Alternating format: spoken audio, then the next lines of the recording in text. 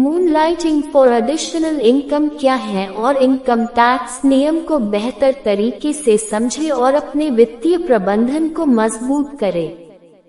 तो आइए समझते हैं income tax rule. Wipro, Infosys और TCS जैसी शीर्ष IT कंपनियां चांदनी के बारे में देर से चिंता जताती रही हैं। जब से विप्रो के चेयरमैन ऋषभ प्रेमजी ने ट्विटर पर इस मुद्दे को धोखा बताया, तब से चांदनी को लेकर बहस ने IT उद्योग में सुर्खियां बटोरी। कोविड-19 महामारी के मद्देनजर चांदनी में तेजी देखी गई। चांदनी क्या है? सीधे शब्दों में कहे तो चांदनी का मतलब है अपने प्राथमिक रोजगार के अलावा दूसरी नौकरी करना।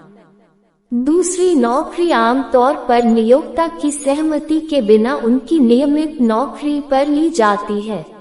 आयकर में चांदनी का अलग से कोई उल्लेख नहीं है। दूसरे नियोक्ता से आय या तो वेतन या पेशेवर शुल्क के रूप में प्राप्त की जा सकती है।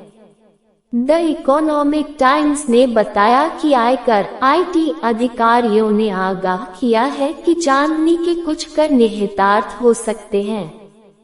चांदनी रोशनी के कर निहितार्थ क्या हैं? क्लियर के संस्थापक और CEO अर्चित गुप्ता ने कहा कि चांदनी से होने वाली आय के परिणाम स्वरूप जटिल कर स्थितियां हो सकती हैं जिनसे करदाता को अवगत होना चाहिए। व्यावसायिक आय या पेशेवर शुल्क के रूप में प्राप्त चांदनी से होने वाली आय एक व्यवसाय या पेशेवर प्रकृति की आय पर PGBP व्यापार और पेशे से लाभ और लाभ मद के तहत कर लगाया जा सकता है। दूसरी नौकरी के दौरान किए गए खर्च जैसे यात्रा की लागत, लैपटॉप पर मूल्यह्रास आदि को व्यावसायिक खर्च माना जा सकता है और उनकी आय से घटाया जा सकता है। शेष राशि को लागू स्लैब दरों पर कर के लिए पेश किया जाएगा।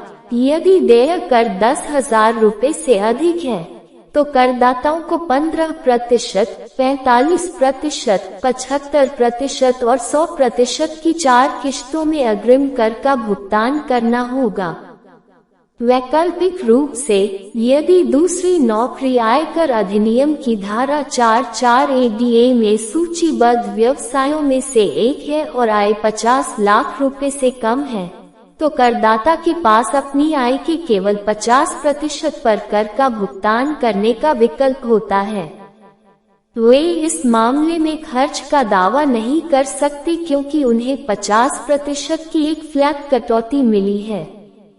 साथ ही उन्हें 31 मार्च को केवल अग्रिम कर की अंतिम किस्त का भुगतान करना होगा। चांदनी से वेतन के रूप में प्राप्त आय यदि करदाताओं को उनकी चांदनी आय वेतन के रूप में प्राप्त होती है तो यह कर गणना को जटिल बना सकता है और करदाता को अपना रिटर्न दाखिल करते समय अतिरिक्त सावधानी बरतनी पड़ सकती है। TDS काटने के लिए नियोक्ता अनुमानित कर योग्य आय का आंकड़ा तैयार करते हैं। ऐसे अनुमान में दोनों नियोक्ता रुपए की मानक कटौती पर विचार करते हैं। 50,000, जबकि करदाता केवल एक बार इसका दावा कर सकता है।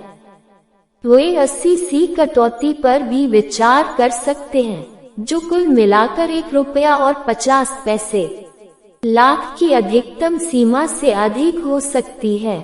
कर दाखिल करते समय करदाताओं को ये परिवर्तन करने होंगे और अतिरिक्त करों और ब्याजों का खामियाजा भुगतना होगा।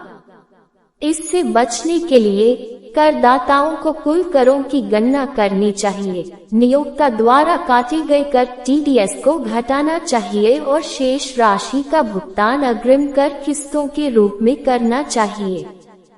यहाँ बेहतर समझ के लिए एक उदाहरण दिया गया है। 20 लाख पर देय है। करदाता को 1,50,000 रुपए की अतिरिक्त आय पर अग्रिम कर का भुगतान करना होगा। ऐसा न करने पर उसे 1,50,000 रुपए पर ब्याज सहित टैक्स देना होगा। धन्यवाद। Let's improve yourself and subscribe, like and share for upcoming latest information and awareness.